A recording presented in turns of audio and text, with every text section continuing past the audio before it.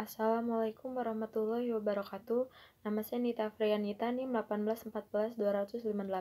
Di sini saya akan sedikit memaparkan mengenai jurnal yang berisi tentang implementasi AK2DA dalam produk tabungan di bank syariah. Nah, sebelumnya perlu kita ketahui AK2DA merupakan titipan murni dari suatu pihak ke pihak lain, baik individu maupun badan hukum yang harus dijaga dan dikembalikan kapan saja si penitip kehendaki.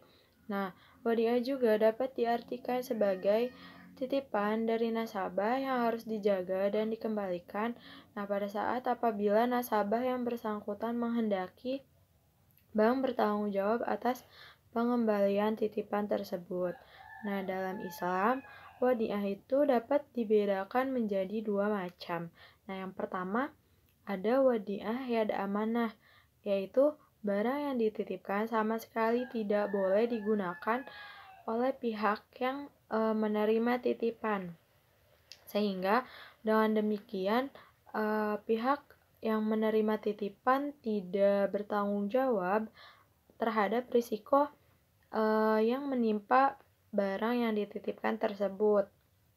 Yang kedua, wadiah yadamanah. Wadiah yadamanah adalah titipan terhadap barang yang dapat dipergunakan atau dimanfaatkan oleh penerima titipan. Nah, sehingga pihak penerima titipan bertanggung jawab atas risiko yang menimpa barang tersebut. Nah, sebagai akibat dari penggunaan atas suatu barang. Nah, contoh risikonya itu risiko kerusakan dan risiko yang lainnya. Adapun rukun yang terdapat dalam wadiah yaitu yang pertama barang yang dititipkan, yang kedua orang yang menitipkan, dan yang ketiga orang yang menerima titipan. Yang terakhir ada ijab dan kabul. Yang pertama itu syarat wadiah. Syarat wadiah berkaitan dengan rukun yang sudah disebutkan tadi, yaitu syarat benda yang dititipkan, syarat sigot, syarat orang yang menitipkan, dan syarat orang yang dititipi. Berikut ini yang merupakan syarat dari benda yang dititipkan, yaitu benda yang dititipkan harus benda yang dapat disimpan. Yang kedua, benda yang dititipkan harus benda yang memiliki nilai. Dan yang selanjutnya yaitu syarat sigot akad. Nah, syarat sigot akad itu ijab dan kabul. Yang selanjutnya syarat orang yang menitipkan. Yang pertama berakal, yang kedua balig, dan yang terakhir syarat orang yang dititipkan. Syarat orang yang dititipkan yang pertama itu balig, yang kedua berakal, dan yang ketiga orang yang dititipi harus orang yang diduga kuat mampu menjaga barang yang dititipkan.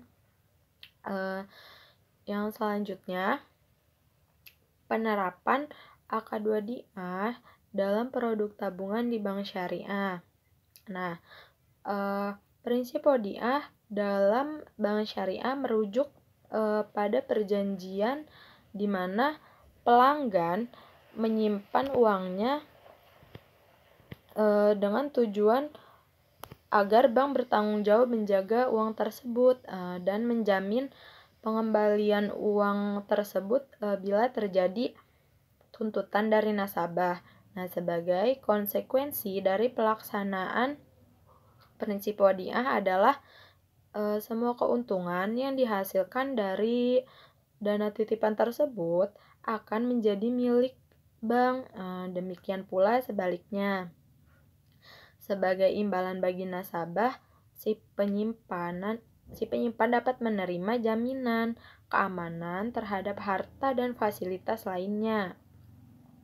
Apabila terdapat kerusakan terhadap benda yang dititipkan dan tidak ada unsur kesengajaan, maka ucapannya itu harus disertai dengan sumpah. Nah, supaya kenapa? Supaya perkataannya itu kuat menurut hukum.